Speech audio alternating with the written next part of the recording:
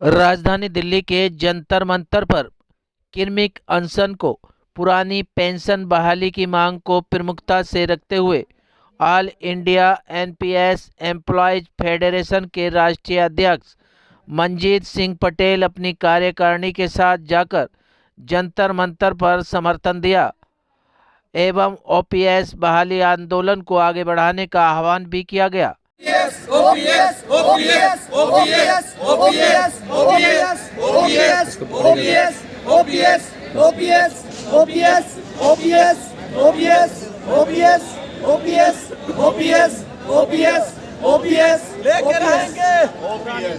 लेके रहेंगे, पुरानी पेंशन लेके रहेंगे, पुरानी पेंशन लेके रहेंगे, NPS, go back, NPS, go back, we want OPS, we want OPS, we want OPS, we want OPS, अभी तली अंगड़ाई है, आगे और लड़ाई है, अभी तली अंगड़ाई है, आगे और लड़ाई है, अभी तली अंगड़ाई है, आगे और लड़ाई है, जोर जुल्म की टक्कर में संघर्ष हमारा नारा है, तो जोर जुल्म की टक्कर में संघर्ष हमारा नारा है। We want OPS, we want OPS, we want OPS, we want OPS, we want OPS, we want OPS, इनकलाब जिंदाबाद, आवाज दो,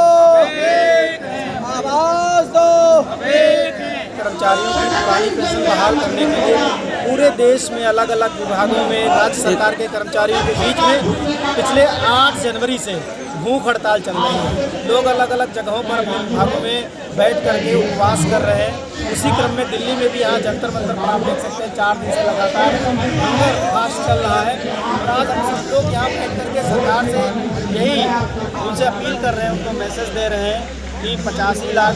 कर्मचारियों की पुरानी पेंशन, जिसे हम गारंटीड पेंशन व्यवस्था कहते हैं, जो सर्विस के ऊपर गारंटी दी जाती है ओल्ड एज सिक्योरिटी के रूप में, सोशल इकोनॉमिक सिक्योरिटी के रूप में, उसको भारत सरकार तत्काल प्रभाव से बहाल करे। एक ही केवल डिमांड है कि कर्मचारी 30, 35, 40 साल तक भारत सरकार की और समाज की, देश की सेवा करता है, तो ऐसी सेवा करने के बाद उसे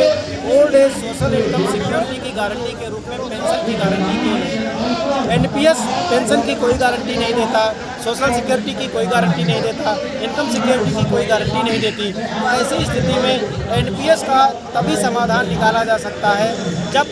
जो पीएफआरडीए है हमारा, जो pension fund regulatory development authority, जो हमारा एक्ट है 2013 का, जब तक कि उस एक्ट को संशोधित नहीं किया जाएगा, किसी भी कर्मचारी को पुरानी गारंटीड पेंशन व्यवस्था नहीं मिलेगी। पुरानी गारंटीड पेंशन व्यवस्था से मतलब सिर्फ और सिर्फ इतना है, सरकार अपना कंट्रीब्यूशन कितना लगा है हमें कोई लेना देना नहीं।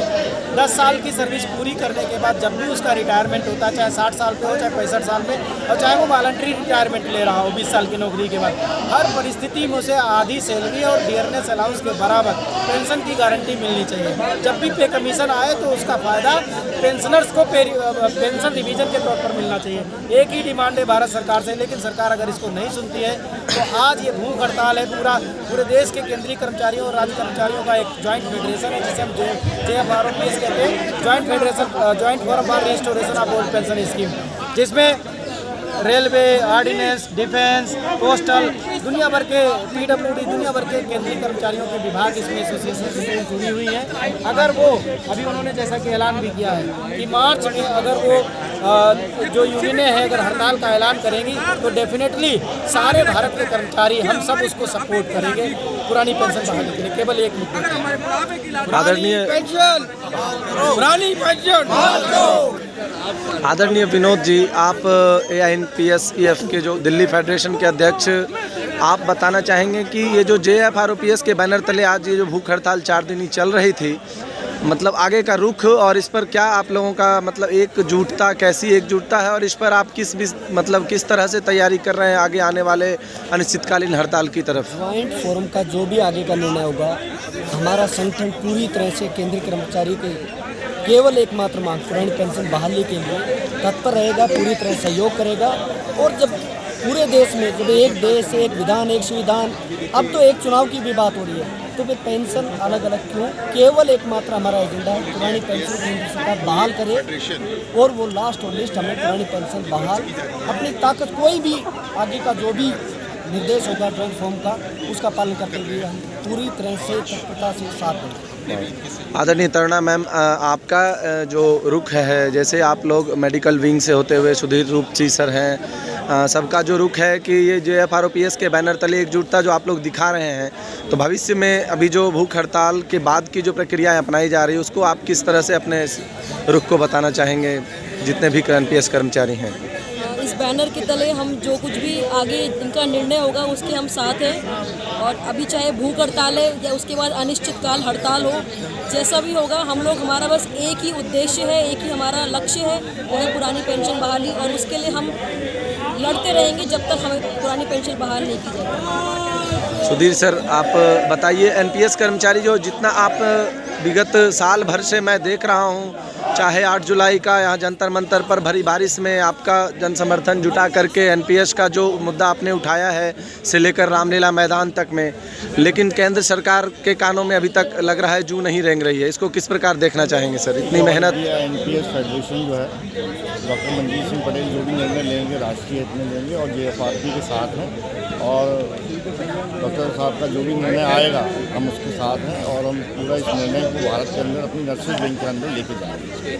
तो मतलब मंजीत सर, शिक्षा और स्वास्थ्य का जो नारा आप देते हैं और जो आत्मविश्वास आप में झलकता है, इसको कहाँ तक देखते हैं सर पूरे भारत में? इसकी जो अभी प्रभाव, जो आपका प्रभावशाली व्यक्तित्व है सर, इस पूरे संगठन को आप चला रहे हैं, और मतलब 3-4 रैलियों में आपने जितनी एकजुटता दिखा दी है, तो क्या लगता है ये सरकार के लिए काफ़ी है दिखाने के लिए? बिल्कुल, मैं कहूँगा कि पूरे भारत या बल्कि किसी भी देश की जो रीढ़ होती है वो शिक्षा से होकर के गुजरती है, और शिक्षा शिक्षकों के माध्यम से निकलती है। दूसरी बात जो हम कह रहे हैं कि स्वास्थ्य, अगर शिक्षा मिल भी जाए, आदमी का स्वास्थ्य सही ना हो तो जाहिर सी बात है वो शिक्षा भी उसके किसी काम की नहीं आएगी। मैं जो बात कहना चाह रहा हूँ कि दिल्ली की जो हमारी जो टीम है,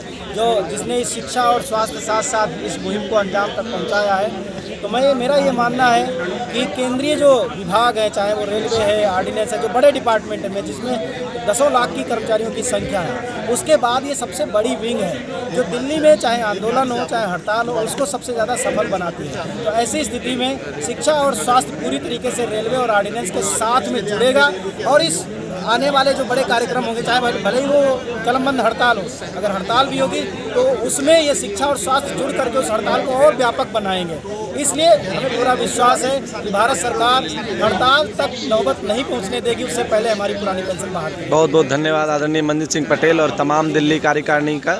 जिन्होंने आज अपना समर्थन दिया और इस भूख हड़ताल के अंतिम दिन आपने इसको